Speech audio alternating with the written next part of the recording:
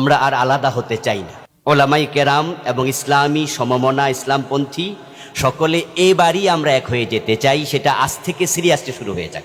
আমরা সকলেই একবারেই সাক্ষী যে 24-এর বিপ্লব ইসলামপন্থীদের বিপ্লব। রাম এবং বামেরা ইসলাম বিরোধী যারা, তারাই কিন্তু দেশ থেকে পালিয়েছে এবং তারা যারা দেশে আছে চুপ করে আছে।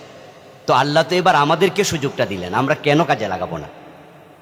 এই জন্য আমরা অবশ্যই ওলামাই কেরাম এবং ইসলামী সমমনা ইসলামপন্থী সকলে এবারই আমরা এক হয়ে যেতে চাই। সেটা আজ থেকে সিরিয়াসলি শুরু হয়ে যাক। ঐক্য আল্লাহর ভালোবাসা পাওয়ার অন্যতম মাধ্যম।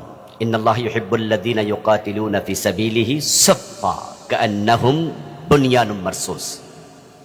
আল্লাহ খুবই ভালোবাসেন আমাদের। আমরা যেন ভালোবাসার পাত্র হয়ে আল্লাহকে খুশি করতে পারি। এই জন্য এবারের ঐক্যটা হবে ইস্পাত কঠিন সীসা ডালা প্রাচীরের মতো ঐক্য। কথা বলেছেন কয়েকজন ভাই, ঐক্যে ফাটল ধরানোর জন্য এজেন্সি কাজ করে। আমরা কাউকে আর জায়গা দিতে চাই না। ঐক্যের জন্য নিজস্ব অবস্থান থেকে যতটুকু ছাড় দেয়া দরকার, আল্লাহ যেন প্রত্যেকের মনে সর্বোচ্চ ছাড় দেয়ার, কোরবানি দেয়ার মানসিকতা তৈরি করে দেয়। আমরা আন্তরিকভাবে এক হয়ে যেতে চাই। ঐক্য ব্যতীত আসলে রাষ্ট্রে ক্ষমতা যাওয়া অসম্ভব। কারণ আল কুফরু মিল্লাতুন ওয়াহিদা, তারা কিন্তু এক হয়ে গেছে। যারা পালিয়েছে তারা আসলে কতজন পালিয়েছে, বাকিরা কোথায় যাবে? তারা কিন্তু ওদের সাথে এক হবে। তো ওরা যদি এক হয়ে ওদেরকে ভোট দিয়ে দেয়, তা আমরা বিচ্ছিন্ন থাকি, তাহলে তো আমরা 10 আসনও পাবো না। তো ক্ষমতার স্বপ্নই থেকে যাবে। বিপ্লব ওরা কাজে লাগাবে, আমরা কাজে লাগাতে পারবো না। এই জন্য সংখ্যাগরিষ্ঠ আসন পাওয়ার জন্য ঐক্যের বিকল্প নাই। 201 আসনও যদি পান আলেমরা এক হওয়ার পরেও, তারপরেও ক্ষমতা আপনাদের হাতে আসবে কিনা এটা ভাবনার বিষয়।